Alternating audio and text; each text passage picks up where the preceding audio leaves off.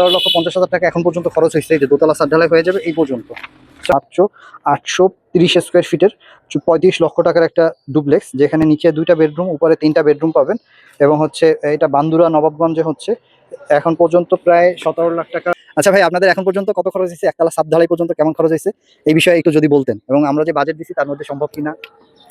আচ্ছা, একতলা পর্যন্ত যে খরচটা হয়েছে সেটা প্রায় 13.5 লক্ষ টাকা, কিন্তু আর কি উপরতলায় এসে সেটা আরো 4 লক্ষ টাকা বাড়ছে, কিন্তু আরেকটু বেশি আর কি, কারণ একতলা পর্যন্ত যে 13.5 লক্ষ টাকা খরচ ছিল ওইখানে আমাদের প্রায় হাফ টনের মতো রড ছিল কেনা, ওই খরচের মধ্যে ছিল।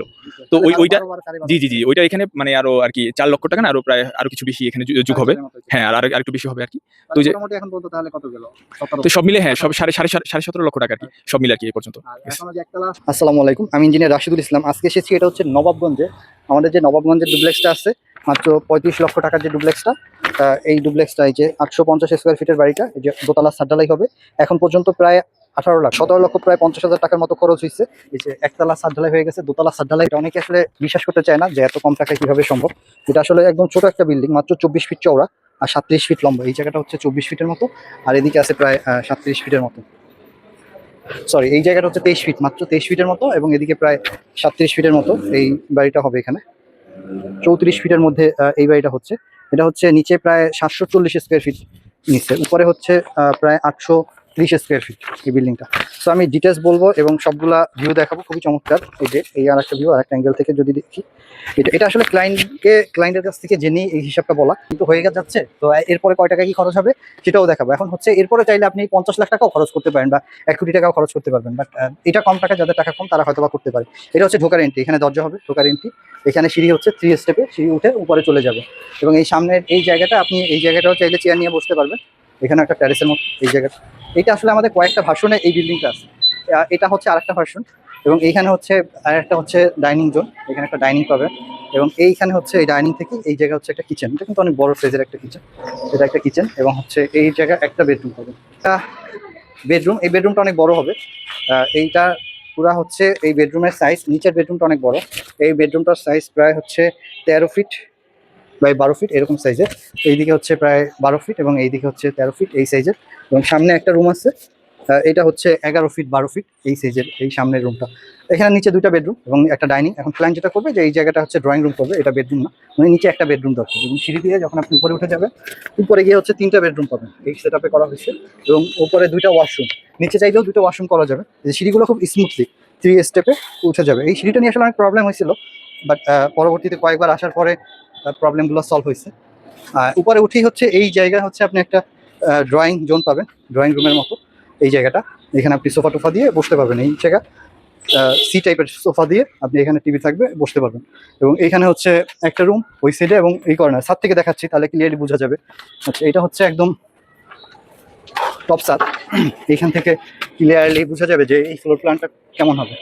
এখানে মিস্ত্রির কোয়ালিটি খুব ভালো এরকম না, মোটামুটি ভালো। বাট মিস্ত্রির একটা অ্যাডভান্টেজ হচ্ছে কন্ট্রাক্টর যে আমাদের কথা শুনে, আমরা যেভাবে বলি ওইভাবেই করে, ভুল হইলে ওইটা আবার ঠিক করে। এটা আবার অনেক জায়গায় করে না, এই কারণে উনি অনেক কিছুই বুঝে না, পারে না, বাট অনেক কিছু ঠিক করাইয়া ওনাকে এখন পর্যন্ত কাজ করানো হয়েছে। তারপরও অনেক ভুল করে রাখছে, দেন হচ্ছে এগুলো ঠিক করতেছে। তাদের এইখানে হচ্ছে একটা বেডরুম, এইটা হচ্ছে আর একটা বেডরুম, এইটার সঙ্গে একটা বারান্দা আছে, এখানে বারান্দা এবং একটা ওয়াশরুম আছে, বারান্দা ওয়াশরুম। তাহলে হচ্ছে এই 2টা বেডরুম এবং এই একটা বেডরুম, এখানে আর একটা ওয়াশরুম আছে, এবং এখানে আরেকটা বেডরুম, এর সঙ্গে হচ্ছে একটা বারান্দা আছে, এই যে একটা বারান্দা। এবং এইখানে একটা লিভিং জোন, এবং এই সামনে আপনি ট্যারেস হিসাবে ইউজ করতে পারবেন। তাহলে টোটাল আপনি 5টা বেডরুম করতে পারতেছেন। এবং এইখানে আরেকটা অ্যাডভান্টেজ হচ্ছে এটা ছাদে এই যে জায়গাটা আছে বিশাল, এই জায়গাটা আরেকটা রুমের মতো হবে। আপনি চাইলে 3 তলাতে এখানে একটা সোফার মতো, সিঁড়ি রুম বাদেও একটা সোফার মতো জোন পাবেন, বা একটা বেড হিসাবে আপনি ইউজ করতে পারবেন। সো এই হচ্ছে এটার অবস্থা। সো এটা এখন পর্যন্ত যদি বলি, সেটা হচ্ছে 17.5 লক্ষ টাকার মতো এই ছাদটা ঢালাই হইলে ওনাদের খরচ হবে। এবং আরও কিছু খোয়া থাকবে, ইট থাকবে, রড থাকবে, ওগুলা দিয়ে এই যে আরেকটা তালা আছে এটা কমপ্লিট করা যাবে। এই তালাটা, এই ছাদটা, নিচতলাটা, একতলা পর্যন্ত ওনাদের খরচ হচ্ছে কত যেন ভাই? 13.5 লক্ষ। আচ্ছা, একতলাতে আপনাদের 13.5 লক্ষ টাকা খরচ হচ্ছে, একতলাতে 13.5 লক্ষ, আর এইটা পর্যন্ত 17.5 লক্ষ টাকা, মানে খরচ হবে 4 লাখ। আচ্ছা, এই তালাটা 4 লাখের মতো খরচ হয়েছে দোতলাটা, আর নিচতলাটা প্রায় 13.5 লক্ষের মতো খরচ হয়েছে। এবং উপরে যে আরেকটা তালা আছে ওইটা হয়তো কমপ্লিট করতে 1-1.5 লাখ টাকা খরচ হতে পারে। এবং এটা মিস্ত্রি খরচ সহ, কিন্তু এই যে 4 লাখ টাকা অল্প। এই বিল্ডিংটা আসলে একটা না, এই সেম বিল্ডিং বাংলাদেশে আমাদের অনেকগুলো আছে। প্রায় 50টার উপরে আছে।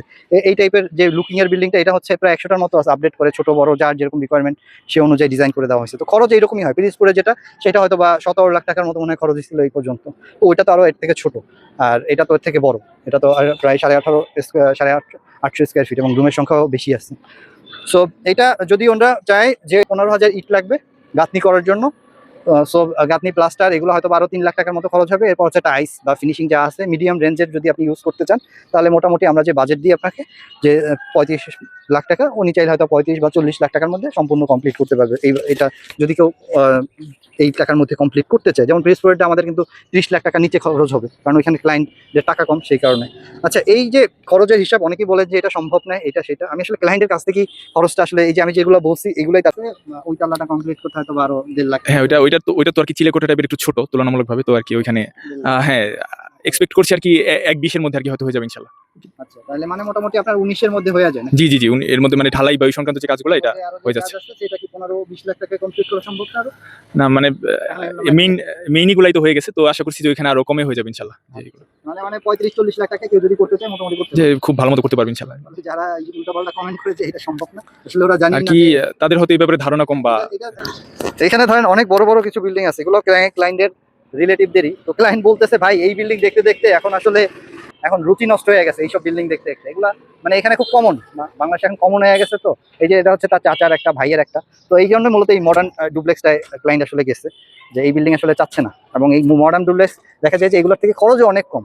এই যে ধরেন এই বিল্ডিংগুলো আপনি করতে গেলে এই যে এক্সট্রা যে ডিজাইন আছে, জালনায় ডিজাইন আছে, এই যে প্রথম তলায় ডিজাইন আছে, ছাদে ডিজাইন আছে, এই ডিজাইনগুলো তো এক্সট্রা অনেক খরচ। আর আমাদেরটা তো ছাদ ঢালাই হয়ে গেলেই পুরো বিল্ডিং কমপ্লিট হয়ে যায়। সো এই হচ্ছে এটার অবস্থা। সবাই ভালো থাকেন এবং আমাদের জন্য দোয়া করবেন। আল্লাহ হাফেজ।